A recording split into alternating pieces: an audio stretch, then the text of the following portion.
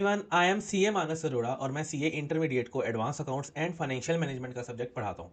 तो आज के इस वीडियो में हम करने जा रहे हैं जी ES19 का जो सबसे ट्रिकी लगता है आपको पार्ट। वो पार्ट कौन सा है? Sale and lease back. आप ऑपरेटिंग लीज कर लेते हो, फाइनेंस लीज करते हो, अनअर्न फाइनेंस इनकम निकाल लेते हो, सब कुछ निकाल लेते हो। जो लास्ट का टॉपिक आता है ना सेल एंड लीज बैक का, वहां पर बहुत सारा कंफ्यूजन होती है और आप वो टॉपिक छोड़ के चले जाते हो और मोस्टली पेपर में आता भी नहीं है। आता क्या है? वो मेन टॉपिक ही आता है। पर देखा गया है रिसेंटली आईसीआई के पेपर्स में जो चैप्टर का लास्ट का टॉपिक होता है ना, जो बच्चे वैसे भी इग्नोर कर देते हैं, उसमें से क्वेश्चन पूछा जाता है। अभी रिसेंटली क्लासेस चल रही थी हमारी Jan 27 की। तो जब हमने वहाँ पर AS19 किया तो मैंने उनको बताया बच्चों को, मैंने कहा यार देखो कि ये जो फाइनेंस लीज और जो ऑपरेटिंग लीज में आपको जो पहले क्वेश्चन है वो तो चलो खो ही जाते हैं, बट जो ये सेल एंड लीज बैक है ना, इसमें हो सकता है आपको पूछ लिया जाए। और जब सितंबर आरटीपी निकला, सितंबर 26 का आरटीपी निकला 2-4 दिन बाद, तो उसमें आपका सेल एंड लीज बैक का क्वेश्चन था। तो इसका मतलब क्या है कि ये आपका जो क्वेश्चन है ये सितंबर 26 एंड अब उसके बाद के लिए इंपॉर्टेंट हो जाता है। अगर तो सितंबर 26 में आ गया, वेल एंड गुड। अगर नहीं आया तो Jan 27 के लिए जो आपका सेल एंड लीज बैक है ये इंपॉर्टेंट टॉपिक हो जाएगा। तो क्योंकि आप इंपॉर्टेंट टॉपिक ना छोड़ पाओ, तो इसके लिए मैं ये वीडियो सिर्फ किसके लिए लेके आया हूँ? सेल एंड लीज बैक के लिए लेके आया हूँ। इसमें हम दोनों तरह की फाइनेंस लीज और ऑपरेटिंग लीज में जब भी सेल एंड लीज बैक होता है उसको डिस्कस करेंगे। और जो भी हमारे दो ही क्वेश्चन है सिर्फ, एक फाइनेंस का है और एक ऑपरेटिंग का है, उनको सॉल्व करेंगे ताकि आपका ये टॉपिक बिल्कुल 100% ओके हो जाए। ठीक है जी, शुरुआत करते हैं जी वीडियो की। उससे पहले मैं आपको रिक्वेस्ट करूंगा कि प्लीज़ इस चैनल को आप सब्सक्राइब ज़रूर कर लें, क्योंकि आपका सब्सक्रिप्शन का बटन ही हमारी मोटिवेशन है। आप सब्सक्राइब करते हैं तो हमको लगता है यार बच्चे को अच्छा लग रहा है कंटेंट। और आप में से 60% लोग कंटेंट तो देखते हैं इस चैनल पर, बट उसको सब्सक्राइब नहीं करते। तो प्लीज़ सब्सक्रिप्शन में बिल्कुल कंजूसी मत करो, क्योंकि आपके लिए कुछ नहीं है बट हमारे लिए मोटिवेशन का वो एक रीज़न है। ठीक है जी, शुरुआत करते हैं हमारे सेल एंड लीज बैक के टॉपिक से। फटाफट से शुरू करेंगे।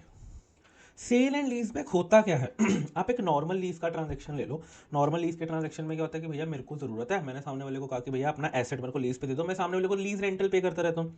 अब फिर हम इसमें देखते हैं कि भैया जो ये अरेंजमेंट हुआ है ये मेरा फाइनेंस लीज हुआ है या फिर ऑपरेटिंग लीज हुआ है। फॉर एग्जाम्पल मेरे को एक जगह रेंट पे लेनी थी, ठीक है जी। अब मैंने उसको क्या कहा, मैंने कहा यार देखो मेरे को ना सिर्फ 2 महीने के लिए जगह चाहिए, मेरा कुछ यहाँ पर इंपॉर्टेंट काम चल रहा है, तो मेरे को 2 महीने के लिए रेंट पे जगह चाहिए, तो मेरे को रेंट पे जगह दे दो। मैं ठीक है, मैं 2 महीने अपना रेंटल पे करूँगा, निकल जाऊँगा। तो ये कौन सी लीज हो जाती है? ये ऑपरेटिंग लीज हो जाती है, जिसको आप रेंट भी कह देते हैं। ठीक है। अब फॉर एग्जाम्पल मैं इसको कहता हूँ कि भैया मेरे को ये जगह रेंट पे दे दो 20 सालों के लिए, और इस जगह की जो लाइफ है वो है ही 22 साल। तो मेरे को बताओ मैं 20 सालों तक क्या उसको पेमेंट करता रहूंगा रिलीज की? बिल्कुल पे करता रहूंगा। अब लाइफ क्या है? लाइफ है जी 22 साल की लाइफ है। तो मेरे को ये बात बताओ कि ये कौन सी लीज हो गई? ये फाइनेंस लीज हो गई। ठीक है। अब इसमें जो ये जगह थी ये किसकी थी? सामने वाले की थी, मैंने उसको उससे लीज पे ले ली। अब जब मैं सेल एंड लीज बैक पे आता हूं, इस पे देखिए ट्रांजेक्शन कैसे होगी।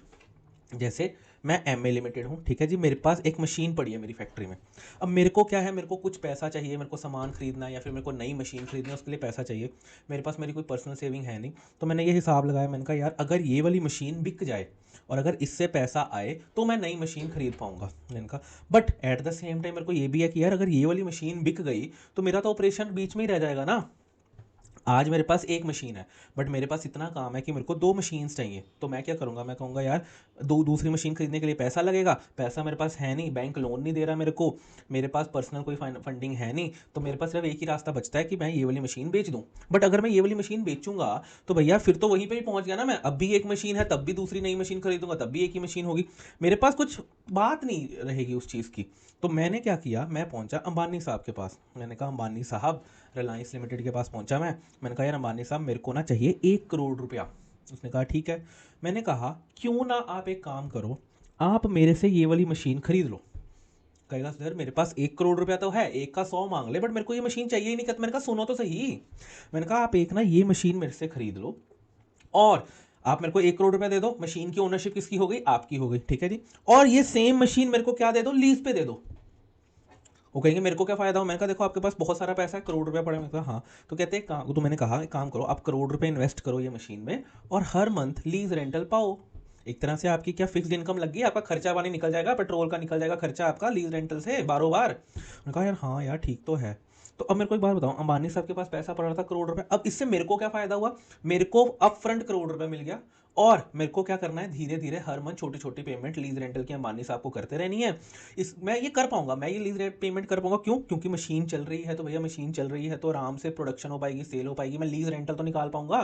वो तो वेरिएबल खर्चा है, वो तो मैं निकाल ही पाऊंगा। तो मैंने कहा यार एक काम करो, मेरे को अप फ्रंट 1 करोड़ रुपये मिल गया। अब मेरे दिमाग में चल रहा है बढ़िया 1 करोड़ रुपये मिल गया, मैं दूसरी मशीन ले आऊंगा, वो मैं अपने नाम पे खरीदूंगा, और इस एक मशीन का एक तरह से मैं लीज रेंटल भी पे करता रहूंगा। उसका कोई टेंशन नहीं है, महीने का 10,000 पे करना ना मैं कर दूंगा, वो कोई बात नहीं। पर मेरे पास अभी 1 करोड़ रुपया नहीं है। इससे क्या हो गया, दोनों को फायदा हो गया। मेरे को क्या फायदा हो गया, मेरे को करोड़ रुपया भी मिल गया, मशीन भी मेरे पास है। बस सिर्फ एक एडिशनल चीज क्या होगी, मेरे को हर महीने 10-10 हज़ार रुपया अंबानी साहब को देना है। अंबानी साहब को क्या फायदा हो गया, इनके पास फालतू का करोड़ रुपया पड़ा हुआ था, इनका महीने का ब्याज बन गया, इनको हर महीने इंटरेस्ट मिलता रहेगा। तो क्या यहां पर दोनों का फायदा हो रहा है या नहीं हो रहा? हो तो रहा है। अब यहां पर एक सेल की ट्रांजैक्शन हुई है और एक लीज की ट्रांजैक्शन हुई है, दो ट्रांजैक्शन हुई है। बिल्कुल, सेल की ट्रांजैक्शन तो चलो जो होती है नॉर्मल होती है। अब जो ये लीज की ट्रांजैक्शन हुई है, आपको ये देखना है कि जो ये लीज की ट्रांजैक्शन हुई है, ये फाइनेंस लीज है या फिर ऑपरेटिंग लीज है। अगर मैंने अगर अंबानी साहब को कहा, मैंने कहा सर देखो इस मशीन की ज़िंदगी है अब 20 साल की। मैंने कहा ठीक है, एक काम करो, आप मेरे को ये सिर्फ 2 सालों के लिए लीज पे दे दो, मैं अपना काम चला लूंगा, उसके बाद मेरा बिजनेस बढ़ जाएगा, मेरे को इसकी जरूरत नहीं है। तो मेरे को बताओ, 20 सालों की मशीन 2 साल की लीज पर ली गई है, ये कौन सी लीज हुई? ऑपरेटिंग लीज हो गई। अब मैंने दूसरा केस 2 मैंने कहा अंबानी साहब को, सर ये 20 साल की लाइफ है, मेरे को आप 19 साल के लिए लीज पे दे दो। तो ये कौन सी लीज होगी? फाइनेंस लीज हो गई। अब देखो, सेल ट्रांजेक्शन तो जो है, अब जो ये वाली ट्रांजेक्शन हुई है यहाँ पर कौन सी है? ऑपरेटिंग लीज है और फाइनेंस लीज है। ये आपको आइडेंटिफाई करना है। नॉर्मली पेपर में क्या होता है, अगर तो फाइनेंस लीज का क्वेश्चन है तो वो सॉरी अगर तो ऑपरेटिंग लीज का क्वेश्चन है तो वो आपको पेपर में लिख के देगा कि ये ऑपरेटिंग लीज है। अगर फाइनेंस लीज का क्वेश्चन होता है तो then you have to first prove कि this is a finance lease and then you have to proceed further. ठीक है जी, यहाँ तक ओके हो गई बात? हम करेंगे क्वेश्चन, कोई बात नहीं, टेंशन ना लो। ठीक है जी, यहाँ तक आपको ओके हो रही है जी लीज की बात। अब मशीन की लाइफ थी करोड़, मशीन की वैल्यू थी 1 करोड़ रुपया, तो मैंने 1 करोड़ रुपया अंबानी साहब से ले लिया। और मैंने अंबानी साहब को क्या कहा, मैंने कहा अंबानी साहब आप मेरे से लीज रेंटल लेते रहना। उन्होंने कहा ठीक है, कोई टेंशन वाली बात नहीं है। अब केस 2, ये तो बड़ी नॉर्मल सी अच्छी सी प्यारी सी ट्रांजेक्शन सी हो गई। अब केस 2 की बात करते हैं। मशीन की वैल्यू आज भी अभी भी 1 करोड़ ही है। ठीक है, मैं अंबानी साहब के पास गया, अंबानी साहब को मैंने कहा अंबानी साहब मशीन ले लो लीज पे, मतलब मशीन खरीद लो, मेरे को लीज पे दे देना। अंबानी साहब कहते बिल्कुल ठीक है। कहते कितनी वैल्यू है मशीन की? मैंने कहा करोड़ रुपया। तो कहते ठीक है। मैंने कहा यार एक काम करो, मशीन की वैल्यू कितनी है? करोड़, आप मेरे को 1.5 करोड़ रुपया दे सकते हो मशीन का? उन्होंने कहा देख मानना मेरे पास पैसा बहुत है, बट क्या मेरे माथे पे कुछ लिखा है? मेरे ना देखो अंबानी साहब के, वो कहते मेरे माथे पे कुछ लिखा है? कहते हैं, मैंने कहा नहीं कुछ नहीं लिखा हुआ। तो कहते फिर 1.5 करोड़ क्यों दूं मैं? मैंने कहा अंबानी साहब देखो करोड़ की मशीन है, बट मेरे को आज ना चाहिए 1.5 करोड़ रुपए, क्योंकि नई मशीन 1.5 करोड़ की आती है। तो मैंने कहा भाई मैं क्या करूँ यार, मेरे को से क्यों मांग रहा है? मैंने उसको कहा, मैंने कहा अंबानी साहब देखो अगर तो आप 1 करोड़ की मशीन लेते, ठीक है, तो मैं आपको कितना रेंटल दे रहा हूँ महीने का? 10,000 रुपये दे रहा हूँ। मैंने कहा आप एक काम करो, आप मेरे को 1.5 करोड़ की दो मशीन, ठीक है, 50 लाख ज़्यादा दो, मैं आपको हर महीने 10,000 की जगह 15,000 का रेंटल दे दूंगा। आपको कोई प्रॉब्लम है अंबानी साहब? उन्होंने कहा नहीं प्रॉब्लम तो नहीं है। तो इसका मतलब क्या हो गया, जो 50 लाख रुपया एक्स्ट्रा अंबानी साहब ने मेरे को दिया है, वो मैं कैसे पे कर रहा हूँ? हर मंथ 5-5 हज़ार का लीज रेंटल पे करते हुए। ठीक है, कायदे से एक नॉर्मल फेयर वैल्यू के ट्रांजेक्शन में क्या होता है, मशीन करोड़ की जाती और लीज रेंटल 10,000 का आता। ठीक है, अब क्या हो रहा है, 1.5 करोड़ पे सेल हो रहा है, और जो 50 लाख रुपया एक्स्ट्रा दिया गया है वो उसका कंपनसेशन कैसे होने वाला है? हर महीने 5-5 हज़ार रुपए एक्स्ट्रा पे करते हुए in the form of lease rental. क्या आपको ये ट्रांजेक्शन ओके हो रही है? कायदे से ठीक है बात? कोई दिक्कत परेशानी तो नहीं है? नहीं सर कोई दिक्कत परेशानी नहीं है। चलो अब मैं 1.5 करोड़ की ही बात कर लेता हूँ, क्योंकि वो तो 1 करोड़ था, उसमें तो आपको क्वेश्चन भी नहीं आएगा, वो मजा भी नहीं आएगा करके। मैं बात कर लेता हूँ 1.5 करोड़ की। आपकी बुक्स में मशीन कितने की पड़ी है? मेरी बुक्स में मशीन पड़ी है 1 करोड़ रुपए की। 1 करोड़ की पड़ी है ना, वैल्यू करोड़ रुपया है। मैंने कितने की बेची है मशीन? 1.5 करोड़ की। क्या ये बात ओके हो रही है? मेरी WDV कितनी है? WDV का मतलब है रिटर्न डाउन वैल्यू कितना चल रहा है? 1 करोड़ चल रहा है। मैंने बेचा कितने का है? 1.5 करोड़ का। क्या ये वाली एंट्री डल सकती है? फटाफट से। बैंक में कितना पैसा आया है? 1.5 करोड़ आया है। एसेट कितने का गया है? 1 करोड़ का एसेट गया है। अब जो बाकी का 50 लाख बचा उसका क्या करूं? क्या मैं profit on the sale of machine दिखा दूं? ये पता नहीं लाइबिलिटी क्यों लिखा हुआ है। क्या मैं profit on the sale of machine दिखा दूं 50 लाख? क्योंकि 1 करोड़ की मशीन थी, मैंने बेची कितने की, 1.5 करोड़ की, तो भैया 50 लाख क्या हो गया, profit on the sale of machine हो गया। फटाफट से बताइए क्या ये 50 लाख रुपए एक सेल ऑन दी मशीन है? क्या आपने, देखो प्रॉफिट कब होता है, जब आप सामने वाले को चूना लगाते हो। क्या आपने अंबानी साहब को 50 लाख का चूना लगाया? फटाफट से बताओ, क्या ये 50 लाख चूना है क्या? नहीं सर, ये 50 लाख उसने मेरे को दिया है, बट मैं ये over the period of time उसको पे कर रहा हूँ 5-5 हज़ार रुपये करके। क्या मैं कह सकता हूँ कि आपने 50 लाख रुपए का सामने वाले से लोन ले लिया है? बताइए, क्या मैं ये कह सकता हूँ? पहले तो आपने 1 करोड़ 10 हज़ार वो तो कर लिया कंपनसेट, जो ये आपने 50 लाख रुपए एक्स्ट्रा लिया है, क्या ये लोन का रूप है? बिल्कुल सर, एक तरह से तो लोन ही है ना। तो मैं क्या यहाँ पे इसको एक लाइबिलिटी बना सकता हूँ? प्रॉफिट ऑन द सेल तो नहीं है, ये क्या है, ये एक लाइबिलिटी है, जो कि कितने की आएगी, 50 लाख की आएगी। अब बड़े ध्यान से यहाँ पे देखेंगे, ये आपको ना जर्नल एंट्रीज पास करनी नहीं आएंगी, ये मैं सिर्फ आपको समझाने के लिए बता रहा हूँ। क्वेश्चन क्या आएगा वो हम देखेंगे, मैं सिर्फ आपको बता रहा हूँ कि भैया इसमें आपको ओके है बात, हाँ जी ओके है। अब difference between sale and WDV कितना है आपका, 50 लाख है, बिल्कुल। It is to be written off over the lease term in the proportion of depreciation, this is one of the important lines, this is your principle, कि ये करना क्या है भैया। मेरे को एक बात बताइए, क्या आप इस 50 लाख को, फॉर एग्जांपल मैं कह दूं कि मेरी लीज टर्म 20 साल की है, लेट सपोज, कितने साल की है, लेट सपोज 20 साल की मेरी लाइफ है, लीज टर्म कितनी है, 20 साल की है। क्या मैं भाई को 5-5 हज़ार रुपया पर महीना 20 साल के लिए देने वाला हूँ? फटाफट से बताओ, क्या मैं 5 हज़ार रुपये पर मंथ 20 सालों के लिए दूंगा? क्योंकि लीज टर्म ही उतनी है, ऑब्वियस सी बात है। तो मैं कोई बात बताओ, क्या आप लोन 5-5 हज़ार करके हर महीने 20 सालों में उतारोगे? हाँ जी सर, बिल्कुल ठीक है। तो इसका मतलब है कि जो ये लाइबिलिटी है, it will be written off in your lease period, इसका मतलब है it is to be written off over the lease term. ठीक है, यहां तक हो गया। किस प्रपोर्शन में, वो इंपॉर्टेंट बात है, आपको इसको किस प्रपोर्शन में करना है, in the proportion of depreciation. Sir depreciation कैसे? मेरे को एक बात बताओ, जब आप, अच्छा ये एक फाइनेंस लीज बन रही है, ठीक है, अब हमने ये बात करी कि ये एक फाइनेंस लीज है, ठीक है। अब जब ये, सर फाइनेंस कैसे, आपने तो कहा नहीं फाइनेंस है, ये ऑपरेटिंग है। भैया देखो, आपको जो ये वाला क्वेश्चन है ये आएगा फाइनेंस लीज में, इसमें ऑपरेटिंग नहीं आएगा, जहां पर आप मशीन दे रहे हो ये कर रहे हो, ठीक है, ऑपरेटिंग वाला दूसरा आएगा। या फिर मैं आपको कह दूं, जो ये लीज टर्म है, छोड़ो क्वेश्चन छोड़ो, मैं कहता हूँ कि जो ये लीज टर्म है ये 20 साल की है, ठीक है जी, और जो आपकी लाइफ ऑफ द मशीन है वो 21 साल है। बताओ, क्या अब ये फाइनेंस लीज बन रहा है? क्या जो मैंने अंबानी साहब से मशीन लीज पे ली है और मैं उनको कह रहा हूँ कि मैं हर महीने 15-15 हज़ार पे करूँगा, क्या ये फाइनेंस लीज है या नहीं है? हाँ जी सर, बिल्कुल फाइनेंस लीज है। तो मेरे को एक बात बताओ, क्या ये फाइनेंस लीज में आपने एक एसेट लिया? हाँ जी। जब आप फाइनेंस लीज में कोई भी एसेट लेते हो तो आप ROU टू लीज लाइबिलिटी की एंट्री डालते हो या नहीं डालते हो? फटाफट से बताओ। हाँ जी सर, डालते हैं। लीज लाइबिलिटी तो कम होती रहती है जैसे जैसे आप पेमेंट करते रहते हो।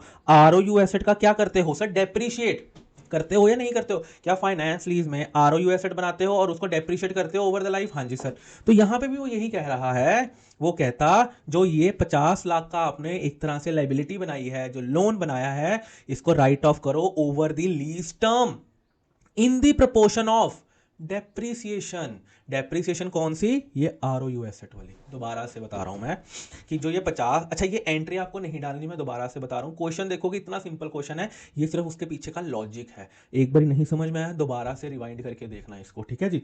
तो मैं क्या कह रहा हूं कि जो ये 50 लाख रुपए की लाइबिलिटी की बात वो कर रहा है, it is to be written off over the lease term in the proportion of depreciation. ठीक है जी। तो डेप्रिसिएशन दो तरीके से लग सकती है ROU एसेट पे, या तो स्ट्रेट लाइन पे लग सकती है या फिर आपकी रिटर्न डाउन वैल्यू से लग सकती है। दो ही तरीके से लग सकती है आपकी डेप्रिसिएशन, और तो कोई रास्ता ही नहीं है ना।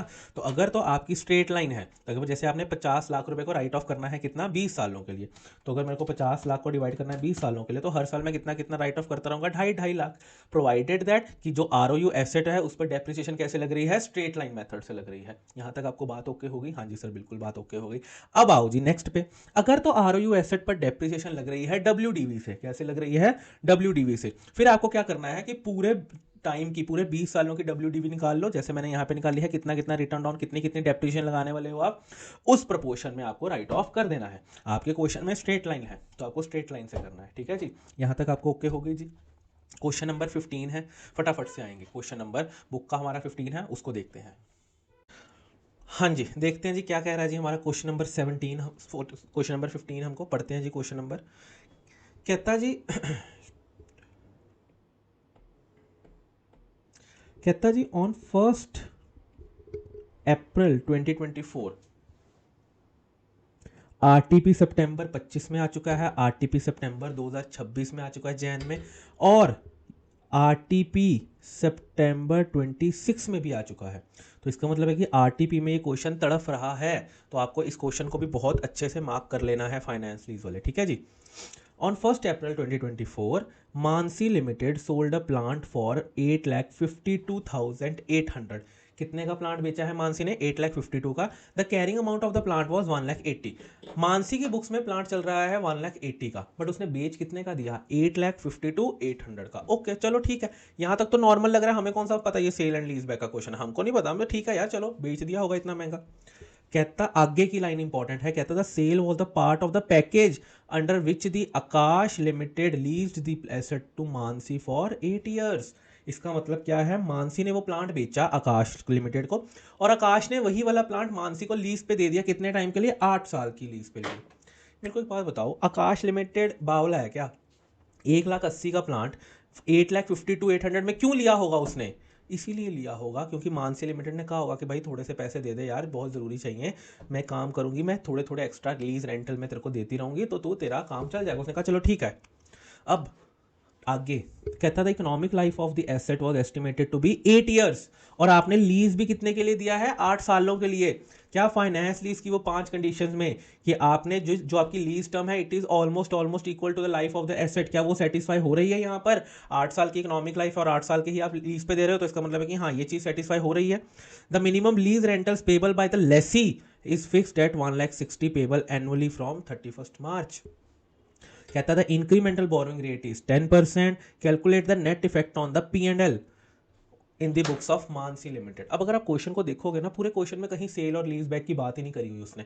उसने सिर्फ ये कहा है कि भैया उसने 1,80,000 का प्लांट 8,52,800 में खरीद लिया, 8 साल की लीज पे लिया है, हर साल 1,60,000 रुपये देना है, और लास्ट मंथ को उसने क्या दे दिया? Calculate the net effect on the statement of P&L of the Mansi limited. अब मेरे को एक बात बताओ, ये मानसी है, ये आकाश है, ठीक है जी। मानसी ने एसेट बेचा और लीज पे ले लिया। क्वेश्चन को शुरुआत कैसे करेंगे? सबसे पहले हम लिखेंगे as per AS 19 a lease is a finance lease if any of the following condition is satisfied. कौन सी कंडीशन है? वो पांचों कंडीशन हमको यहाँ पर लिस्ट कर देनी पड़ेंगी, ठीक है जी।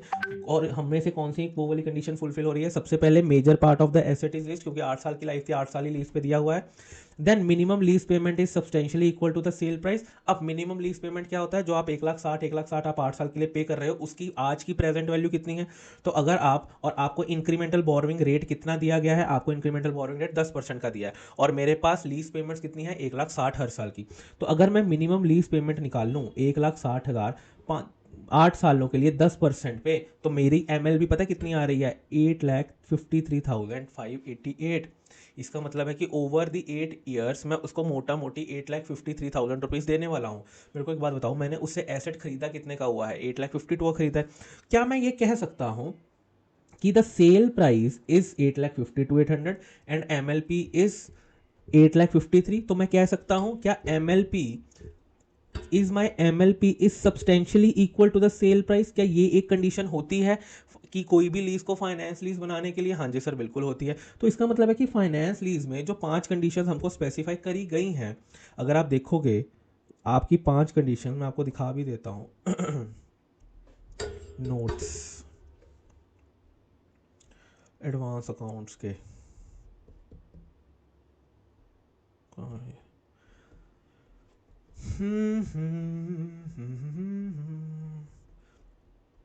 अगर ये आपकी देखिए ये 5 कंडीशन होती हैं कि भैया किसी भी एसेट को फाइनेंस लीज कहना है या ऑपरेटिंग लीज कहना है, क्या ये 5 कंडीशन होती हैं? ठीक है, इन पांचों कंडीशन में से उसने क्या कहा था?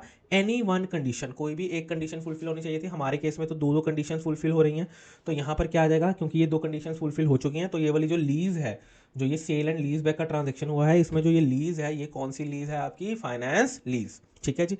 तो अब दिक्कत कहाँ पर आई है? अब फाइनेंस लीज में अगर आप प्रैक्टिकली देखोगे फाइनेंस लीज ऑपरेटिंग में होता क्या है? In case the difference between the sale proceeds and the carrying amount should be amortised over the lease term in the proportion of the depreciation of the asset. वो क्या कह रहा है? अब मेरे को एक बात बताओ, जब आपने ये एसेट को बेचा होगा तो आपने क्या एंट्री डाली होगी? आपने एंट्री डाली होगी बैंक अकाउंट 8,50,800 टू एसेट, क्योंकि एसेट आपसे जा रहा है 1,80,000 का, और यहाँ पर कुछ टू कुछ लाइबिलिटी साइड, कुछ क्रेडिट साइड आपका बैलेंस आ रहा होगा। हमने क्या बात करी है कि ये एक आपकी लाइबिलिटी है, तो यहाँ पर कितना है 852,800 माइनस 1,80,000, बताइए कितना आ गया ये 672,800। क्या आपका बैलेंस कितना आ रहा है 672,800 आ रहा है? हाँ जी सर आ रहा है। तो अब in the sale and lease back with the finance lease any difference between sale price and the carrying amount. अब यहाँ पर सेल प्राइस और कैरिंग अमाउंट में कितना डिफरेंस आ रहा है 672,800 का।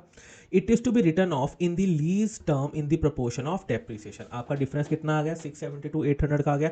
अब it is to be written of equally. Equally क्यों? क्योंकि अगर आप देखोगे यहाँ पर आपके क्वेश्चन में भाई ने आपको क्या दे रखा है, भाई ने आपको ये दे रखा है कि economic life of the asset is 8 years. क्या आपको यहाँ पे उसने कहीं पे लिखा है कि जो ROU एसेट बनेगा फाइनेंस लीज पे उसको आप स्ट्रेट लाइन लगाओगे या फिर रिटर्न डाउन लगाओगे? ऐसा तो कुछ नहीं लिखा हुआ ना उसने। अब जब कुछ भी नहीं लिखा और उसने आपको सिंपली ये कहा है कि ये एसेट 8 साल चलेगा, तो मेरे को बताओ आप क्या स्ट्रेट लाइन मेथड लगाओगे या रिटर्न डाउन वैल्यू लगाओगे? सर स्ट्रेट लाइन लगाएंगे, क्योंकि उसने कहा है 8 साल एसेट चलना है, तो हम 8 साल पे उसको लगा देंगे।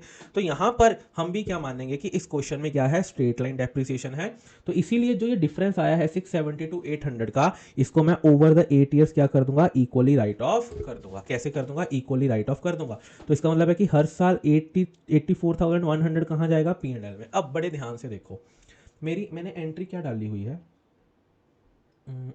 यहाँ देख लो। चलो मैंने एंट्री क्या डाली है, bank 852,800 to liability 672,800 to bank to asset.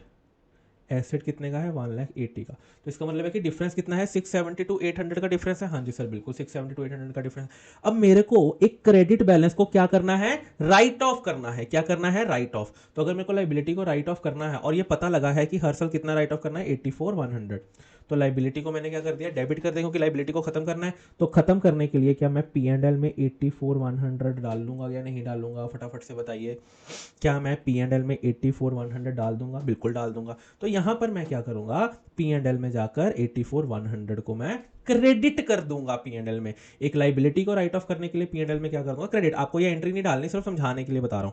तो इसका मतलब है जब टू बी रिटर्न ऑफ में मैं 84,100 P&L में क्या कर दूंगा क्रेडिट कर दूंगा। अब ROU एसेट पे मैंने कौन सी एंट्री डाली है 852,800 की एंट्री डाली है, बिल्कुल सही है। तो जब मैं इसको भी हर साल 8 साल के लिए डेप्रिशिएट करूंगा, तो मेरी P&L में डेप्रिसिएशन कितनी आ रही है 1,66,600। इतनी P&L में क्या आ रही है मेरी डेप्रिसिएशन आ रही है। तो नेट इफेक्ट कितना आएगा, नेट इफेक्ट कितना आएगा P&L will be debited bye 22,500। बड़े ध्यान से, मैं P&L को 1,06,600 से क्या कर रहा हूं डेबिट, मैं P&L को 84,100 से क्या कर रहा हूं क्रेडिट। मेरे को एक बात बताओ, मैंने इतने से डेबिट किया इतने से क्रेडिट किया, तो क्या मैं मोटा मोटी इतने से अपने P&L को नेट करके डेबिट करूंगा या नहीं करूंगा?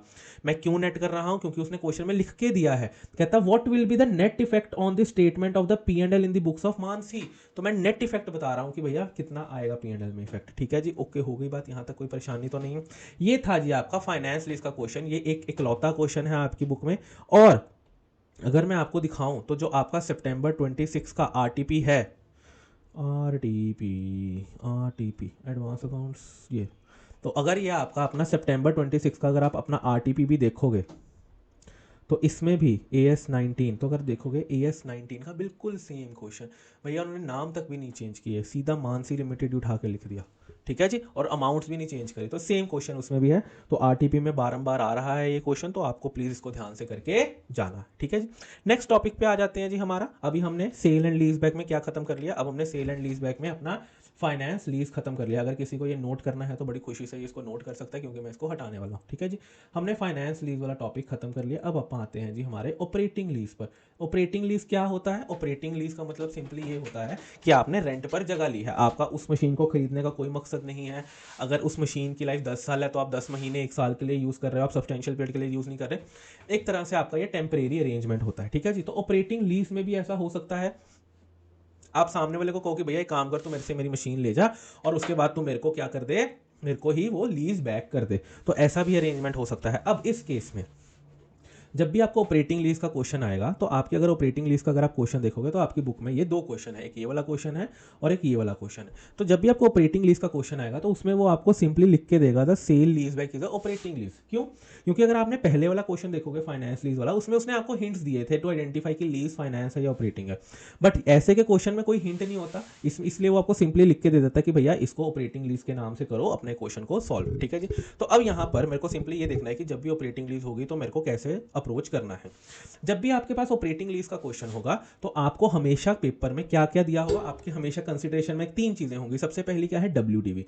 डब्ल्यूडीवी का मतलब क्या होता है कि उस एसेट की मेरी बुक्स में कितनी वैल्यू आ रही है। ठीक है जी, कि उस एसेट की मेरी बुक्स में क्या वैल्यू आ रही है।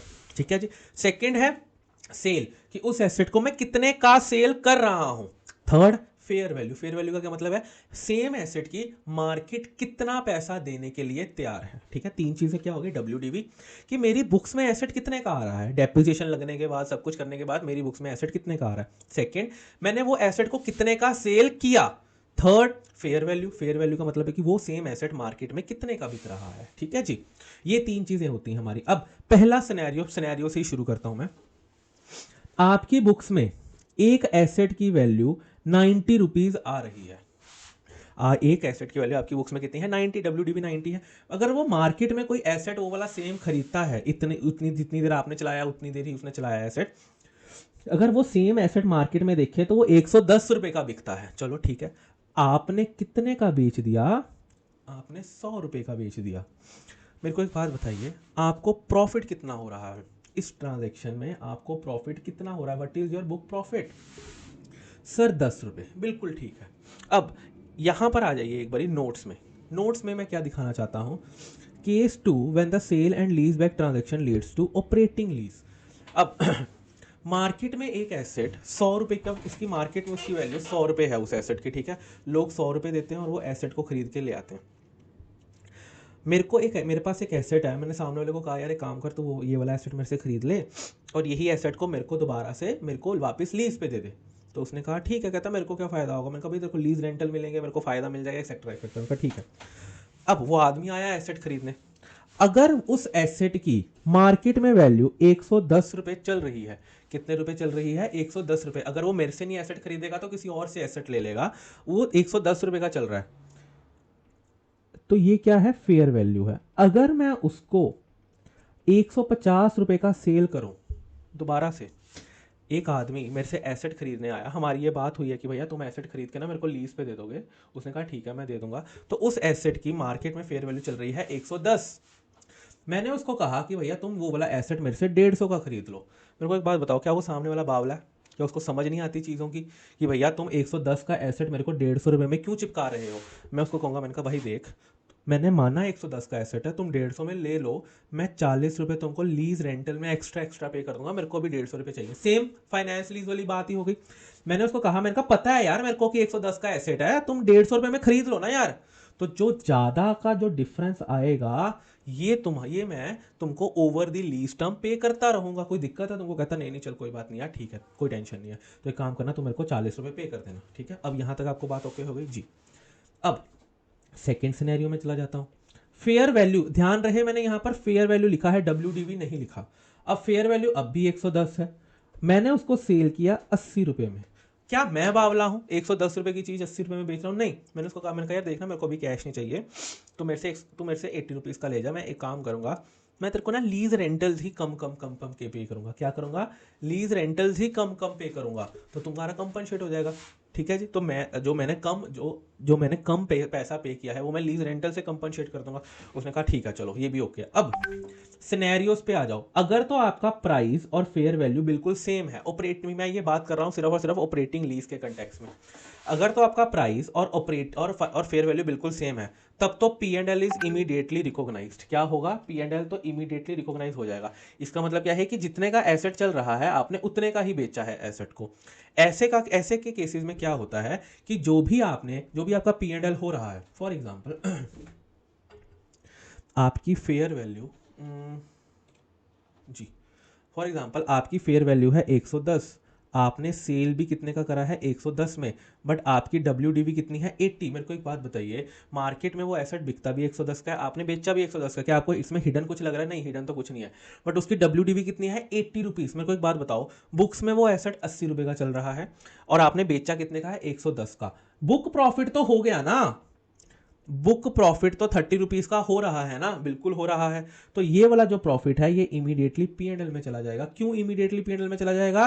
क्योंकि जो ये 30 रुपए का प्रॉफिट है ये सोनली और सोनली सिर्फ इसीलिए है क्योंकि आपने अपने एसेट को ज्यादा पे बेचा है, इसमें हिडन कुछ नहीं है। अगर ऊपर जैसी ट्रांजेक्शन जैसे कुछ हिडन में होता तो डिफरेंस कहां जाता? Over the lease term right of होता। क्या आपको लगता है इस केस में कुछ हिडन है? कुछ भी तो नहीं है। तो इसका मतलब है कि जब आपका प्राइस और आपका सेल, जब आपकी फेयर वैल्यू और आपका प्राइस सेम होगा तो जो भी आपका P&L है वो कहां जाएगा? जो भी आपका डिफरेंस है वो सीधा सीधा कहां चला जाएगा? P&L में। वो यही कह रहा है कि जब प्राइस और फेयर वैल्यू सेम होंगे तो P&L इज रिकॉग्नाइज्ड इमीडिएटली। ठीक है जी। अब next, sale a fair value is more than the sale price. जैसे कि ये वाली बात ले लो ना, क्या यहाँ पर fair value is more than the sale price है? यस। अब कहता है P&L इज रिकॉग्नाइज्ड इमीडिएटली। बड़े ध्यान से यहाँ पर देखो, अगर WDV फॉर एग्जांपल 60 है, आपने बेचा कितने का है 80 का, मार्केट में वो एसेट कितने का बिकता है 110 का। पहला केस उसने क्या कहा? P&L is recognised immediately. अब आपको यहाँ पर ना जब भी ऐसे का सिनेरियो आए पेपर में तो आपको दोनों चीजें लिख के आनी है, क्योंकि यहाँ पर दोनों चीजें हो सकती हैं। कैसे? अगर आपको लगता है कि यार 60 रुपए की चीज मैंने 80 रुपए में बेच दी, चलो 20 रुपए का तो मेरे को फायदा ही है, इसको ले जाओ P&L में। बट अगर आपको लगता है कि मैंने 110 की चीज 30 रुपए कम पे बेची है, इफ द लॉस, जो ये 30 रुपए का लॉस है, लॉस बुक्स का लॉस नहीं है ये, देखो अगर आपको देखोगे तो this is not a book loss, book में कोई लॉस नहीं हो रहा है इस चीज में, क्योंकि बुक में तो क्या हो रहा है? प्रॉफिट है 20 रुपए का। वो कह रहा है if the loss is compensated by the future lease payments then the loss should be amortized over the period। अब यहां पर दो सिनेरियोज, क्या उनसे कौन से में? जब the fair value is more than the sale price, fair value is more than the sale price, तो वो कहता है कि P&L to be recognised immediately. पहला केस। अगर यहां पर देखो P&L is always and always, जब भी बड़े ध्यान से देखेंगे कि जो आपका P&L है ना, P&L is always WDV minus sale price, हमेशा यही है। हम कंपेयर तो प्राइस और फेयर वैल्यू कर रहे हैं, पर बड़े ध्यान से देखो, जब भी आप P&L की बात करेंगे तो वो हमेशा किस में होगा? आपका WDV में और सेल प्राइस में। क्योंकि आप खुद बताओ ना, आपकी बुक्स में 100 रुपए की एक चीज चल रही है, ठीक है, उसकी रिटर्न ऑन वैल्यू 100 है, अगर आप मार्केट में उसको 150 की बेचोगे तो क्या आपको 50 का ही फायदा होगा ना? नो मैटर व्हाट, उसकी फेयर वैल्यू 120 है, हमको क्या लेना देना? क्या प्रॉफिट को फेयर वैल्यू से कोई लेना देना है क्या? हाँ, फेयर वैल्यू का कहां पर काम आ जाता है? जब मैं उसको कंपेयर करूंगा सेल प्राइस के साथ। तो यहां पर अगर 100 रुपए की आपकी फेयर वैल्यू, आपका WDV चल रहा है, वो बिक 120 पे रहा है, तो 20 का आपको तो फायदा हो रहा है। मेरे को क्या लेना देना उसकी फेयर वैल्यू क्या है? क्या आपके बुक्स ऑफ अकाउंट्स को फेयर वैल्यू से कोई लेना देना है क्या कि कितने की फेयर वैल्यू चल रही है? नहीं, प्रॉफिट का मतलब है WDV माइनस सेल प्राइस या sale price minus WDV, that's it. ठीक है जी। बट हम जब कंपेयर करेंगे तो हम किसको करेंगे? सेल प्राइस और फेयर वैल्यू को। इस चीज का थोड़ा सा कंफ्यूजन आपको हो सकता है, तो वो बड़े ध्यान से रिपीट कर करके इसको देख लेना। ठीक है जी।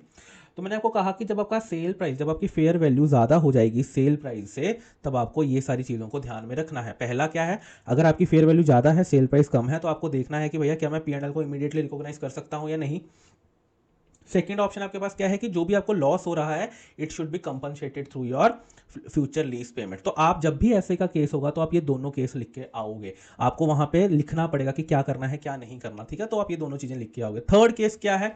Cell price is more than your fair value. अब मेरे को बताओ, आपकी 110 रुपए की फेयर वैल्यू चल रही है, आप बेच 150 रुपए का रहे हो, आपकी WDV कितनी है? 80। क्या आप मेरे को बता सकते हो आपको कितना प्रॉफिट हो रहा है? सर हमको प्रॉफिट हो रहा है 70 का। तो मेरे को एक बार बताओ, आप 110 की चीज को 150 में क्यों बेच पा रहे हो? इसीलिए बेच पा रहे हो क्योंकि आप फ्यूचर में ज्यादा लीज पेमेंट करोगे ना, तभी आपने सामने वाले को कहा ना यार 110 की जगह 150 रुपए दे दे, तो उसने कहा ठीक है भैया ज्यादा लीज पेमेंट भी दे देना फिर। तो यहां पर वो क्या कह रहा है? The gain should be amortized over the period of the asset if the WDV is more than your fair value, the loss is recorded immediately. ठीक है जी, ये हो गई आपकी बात कि जो भी आपको यहाँ पे 70 का प्रॉफिट हो रहा है ये ओवर द लाइफ आपको रिकॉग्नाइज करना है। अब फटाफट से आ जाएंगे जी क्वेश्चन पर। क्वेश्चन क्या कह रहा है, अगर आप यहाँ पर भी देखेंगे तो मैंने आपको क्या करवाया है, आप 100 रुपये की चीज़ सेल कर रहे हो, उसकी मार्केट में फेयर वैल्यू 110 है, बुक्स में आपकी वो 90 की दिख रही है, तो आपको 10 रुपये का जो प्रॉफिट हो रहा है वो प्योरली सिर्फ इसीलिए हो रहा है क्योंकि आपने सामने वाले को कहा कि क्योंकि उसमें कोई भी हिडन लीज का अरेंजमेंट नहीं है, जो भी प्रॉफिट हो रहा है वो सीधा सीधा आपका एसेट बेचने का प्रॉफिट है। ठीक है जी, नाउ नेक्स्ट, 100 रुपए का आपने सेल किया है, फेयर वैल्यू भी 100 रुपए है, बुक में चल रहा है 80, तो इसका मतलब है कि जो आपको P&L हुआ है वो सीधा सीधा किस लिए हुआ है, वो सेल ऑन द एसेट पे हुआ है, तो मैं ये 20 का प्रॉफिट किधर डाल दूंगा, सीधा P&L में। 100 रुपए का आपने बेचा है, फेयर वैल्यू भी 100 है, WDV 120 चल रही थी, तो जो 20 रुपए का घाटा हुआ ये सीधा आपका P&L में चला जाएगा। अभी तक क्या आपको कहीं पर फीलिंग आई है कि यार कि ये जो कहीं लीज का कुछ कहा, कहीं कोई लीज के ऊपर नीचे ना हो, या कोई सेल एंड लीज बैक का कुछ तो नहीं, कहीं भी नहीं आई, तो जो भी आपका प्रॉफिट लॉस हुआ वो आपने कहाँ डाल दिया, सीधा P&L में इमीडिएटली। इंपॉर्टेंट वर्ड क्या है, इमीडिएटली। ठीक है जी, नाउ ये आपको इमीडिएटली लिखकर आना है जहां पर भी वो एप्लीकेबल होगा। नाउ आपने 100 रुपए का सेल किया है, मार्केट में उसकी वैल्यू 80 चल रही है, WDV 90 है। अब मेरे को बताओ, कायदे से तो P&L हो गया ना, कायदे से क्या आपको 10 रुपए का प्रॉफिट हो रहा है या नहीं हो रहा, फटाफट से मेरे को एक चीज बताओ, क्या आपको 10 रुपए का फायदा हो रहा है, बिल्कुल हो रहा है, बट क्या आपने 80 रुपए की चीज को 100 रुपए का बेच दिया है, फटाफट से बताओ, क्या आपने 100 रुपए की, क्या आपने 80 रुपए की चीज को 100 रुपए का बेच दिया है, बिल्कुल बेच दिया है। अब इस केस में क्या करना है, हम आ जाते हैं, क्या यहाँ पर आपका cell price is more than fair value, yes, क्या आपका cell price is more than fair value, yes. अब यहाँ पर देखो नीचे क्या लिखा है, is your WDV more than fair value, आपकी WDV कितनी है 90 और फेयर वैल्यू कितनी है 80, तो इसका मतलब है कि ये वाली कंडीशन आपकी फुलफिल हो रही है कि fair value is more than WDV, yes, then the loss is recognised immediately. कौन से लॉस की बात कर रहा है वो ये कह रहा है कि जो ये 10 रुपए का, अब देखो आपकी बुक्स में 90 रुपीज़ की एक चीज़ चल रही है, मार्केट में उसकी वैल्यू 80 रुपये है, क्या यहाँ पर आपको एक रीवैल्यूएशन का लॉस नहीं हो गया, 10 रुपये का बिल्कुल हो गया। तो आपने सबसे पहले तो क्या करना है, 10 रुपये के P&L जो लॉस है उसको कहाँ रिकॉग्नाइज करना है, फटाफट से P&L में। देन आपका जो एसेट है वो कितने का हो गया, वो 80 का हो गया, और आपने उसको कितने का बेच दिया, 100 का बेच दिया, तो जो आपका 20 का प्रॉफिट हुआ वो क्या हुआ, difference over your lease term. Technical है, थोड़ा सा टेक्निकल है, दोबारा से सुनेंगे।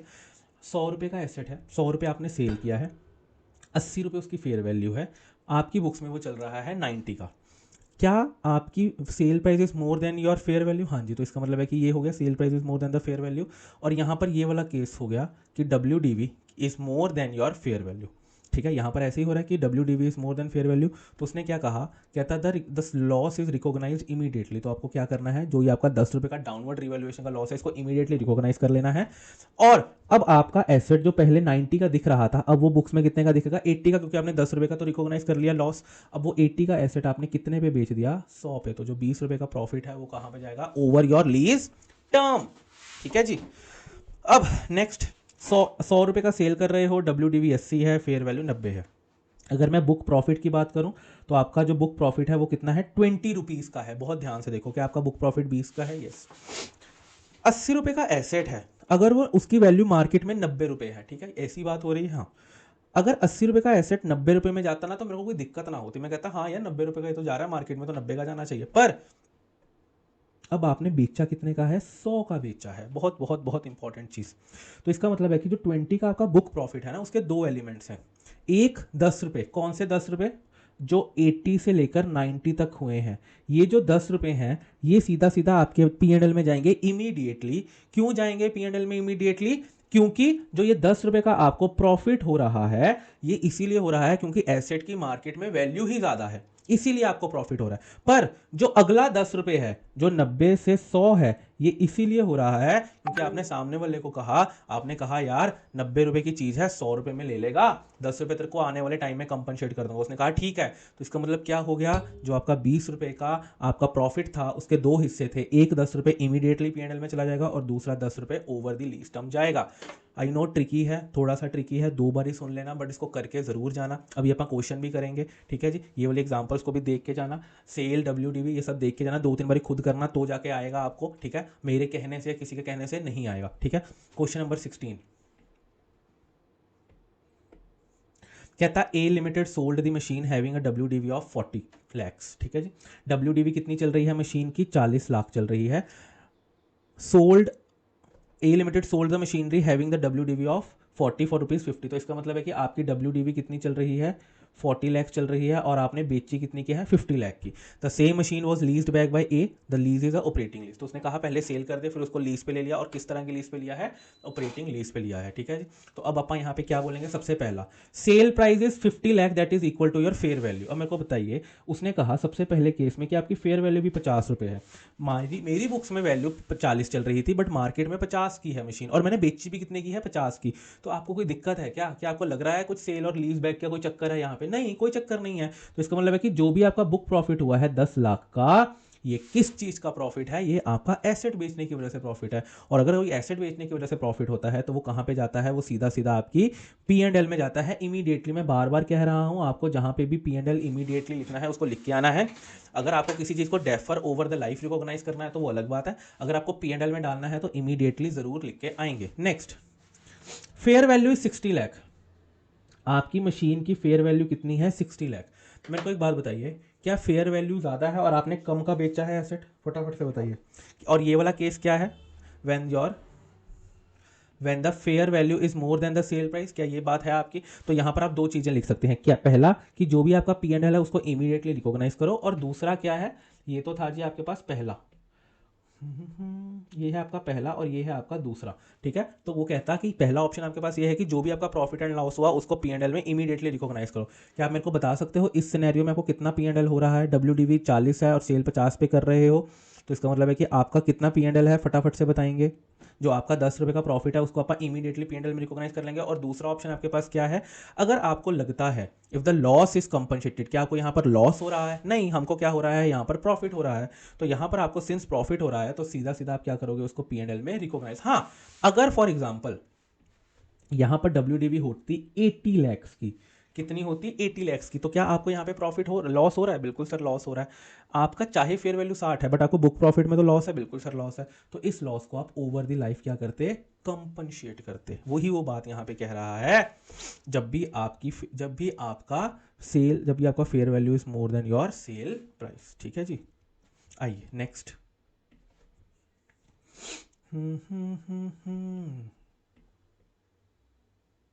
आइए जी नेक्स्ट, ये हो गया, ये हो गया। अब वो कहता था fair value is 45 lakh and the sale price is 38 lakh. ये जो देश है मेरा, हाँ जी, फेयर वैल्यू कितनी है, 45 lakh and the sale price is 38 lakh. मेरे को एक बात बताइए, आपकी बुक्स में मशीनरी चल रही है 40 लाख रुपए की, ठीक है जी। आपने कितने की बेची है वो, 38 लाख रुपीस की। फेयर वैल्यू कितनी है मशीन की, 45 लाख रुपीस की। अब मेरे को बताओ, क्या यहाँ पर आपको लॉस हो रहा है? हाँ जी सर, बिल्कुल लॉस हो रहा है। तो यहाँ पे क्या कह रहा है कि आपको जो 2 लाख रुपए का लॉस है, कहता वो तो इमीडिएटली कर लो, but if it is not compensated by future payment. अब वो आपको पेपर में क्या लिख के आना है, सिंपल सी बात है। जब भी ऐसा केस आएगा कि जो आपको 2 लाख का लॉस है, ये आपको क्या करना है, ये आपको ओवर द पीरियड क्या करना है, इसको अमोर्टाइज करना है। जैसे जब देखो इस केस में भी क्या आपकी फेयर वैल्यू ज़्यादा है सेल प्राइस से, हाँ जी, ये वाला केस बन रहा है कि fair value is more than your sale price. अब if the loss is compensated by future lease payment then it should be up amortize over the life. तो यहाँ पे भी यही हो रहा है, it is amortize over your life, ठीक है जी। नेक्स्ट आ जाओ जी। The fair value is 40 lakhs. Fair value कितनी दी गई है आपको, 40 लैक्स की, and the sale price is 50 lakhs. ओहो, ठीक है जी। अब मेरे को बताइए, आपने 40 लाख की चीज 50 लाख में क्यों बेची होगी, बताइए। क्या यहाँ पर sale price is more than your fair value? Yes, जब भी आपका sale price more than the fair value होता है, जैसे कि इस केस में हो रहा है कि sale price is more than your fair value, then what should be done, then जो आपका 10 लाख है it is to be deferred and it is to be amortize over your lease term, ठीक है जी। नेक्स्ट आ जाओ जी। Fair value is your 46 lakh. अब कहता है जी फेयर वैल्यू है आपकी कितनी, 46 लाख है, and the sale price is 50 lakhs. अब मेरे को बताइए, अब भी क्या आपका सेल प्राइस ज़्यादा है फेयर वैल्यू से? बिल्कुल सही बात है। तो अब यहाँ पे वो क्या कहता अब यहाँ पे वो कह रहा है कि जो भी आपका बैलेंस बचता है उसको भी आपको ओवर द पीरियड क्या करना है, अमोर्टाइज करना है, ठीक है जी। नाउ नेक्स्ट आ जाओ। कहता है जब fair value is 35 lakhs, fair value कहाँ चलेगी आपकी, ये 35 lakhs, and the sale price is 39 lakhs.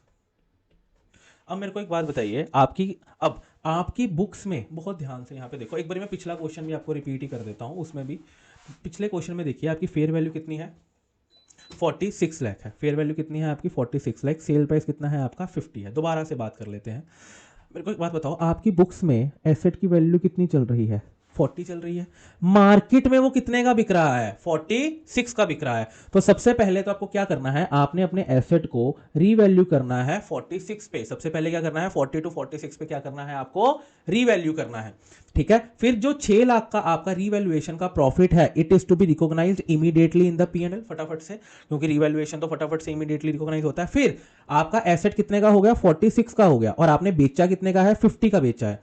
अब आपने 46 की चीज को कितने का बेच रहे हो, आप 50 का बेच रहे हो। मेरे को बताओ कौन सा ऐसा आदमी है जो 46 की चीज को 50 पे लेगा, वही वाला लेगा जिसको आने वाले टाइम में बेनिफिट होगा। तो जो 4 लाख का आपका यहां पर प्रॉफिट है, जो 4 लाख का आपका प्रॉफिट है, it will B amortised over your lease period, it will B amortised over your lease period, ठीक है जी। नाउ लास्ट में वो क्या कह रहा है आपको, कहता है the fair value of the asset is 35 lakhs, the sale price is your 39 lakhs और योर WDV इज 40। मेरे को एक बात बताइए, 40 रुपए आपकी WDV चल रही है, 40 लाख आपकी WDV चल रही है, फेयर वैल्यू आपकी एसेट की है 35 लाख। सबसे पहले मेरे को एक बात बताओ, आपका एसेट आपकी बुक्स में चल रहा है 40 लाख का, क्या आप सबसे पहले उसको नीचे डी वैल्यू नहीं करना चाहोगे? आपका जो एसेट 40 लाख का है, मार्केट में उसकी वैल्यू कितनी है, ओनली एंड ओनली 35 लाख है। सबसे पहले आप 5 लाख से उसको डी वैल्यू करोगे और उसको सबसे पहले P&L में क्या करोगे, रिकॉग्नाइज करोगे। अब आपका एसेट 35 पर आ गया, अब आपका 35 का एसेट कितने का बिक गया, 39 का बिक गया। अब जो बाकी का 4 लाख बचा, it is to be amortised over your lease term. ये था जी आपका sale and lease back. It 5-6 points हैं इसमें, और अगर पेपर में आएगा तो ये 6 पॉइंट्स ही पेपर में आएंगे आपके, ठीक है जी। मैं तो यही दुआ करूंगा कि फाइनेंस लीज आ जाए आपके पेपर में, ठीक है। वो ज़्यादा आसान है, कम ट्रिकी है। ऑपरेटिंग लिस्ट थोड़ा सा ट्रिकी हो जाता है आपके लिए, तो बट 6 पॉइंट्स हैं, एक ये वाला क्वेश्चन है और एक ये अगला क्वेश्चन है। अगर आप ये दोनों क्वेश्चन को कर जाओगे तो आपका जो है पेपर में ये ठीक हो जाएगा, ठीक है जी। Thank you very much. आपका सेल एंड लीज बैक का टॉपिक का बहुत क्वेरी आ रहा था, तो मैंने वो क्या किया, मैंने उसका एक अलग से ही ये वाला वीडियो बना के आप में डाल दिया है। अगर आपको लगता है कि अगर आपको इस चैनल से कुछ भी वैल्यू मिलती है तो प्लीज़ इस चैनल को सब्सक्राइब कर लो और इस वीडियो को लाइक कर दो, सो दैट कि आपको आपकी इस रिकमेंडेशन को यूट्यूब बाकी भी सारे सी एस्पिरेंट्स पे पहुंचाए और वो भी इस टॉपिक को अच्छे से कर पाए, ठीक है जी। थैंक यू वेरी मच, मिलते हैं जी नेक्स्ट वीडियो में।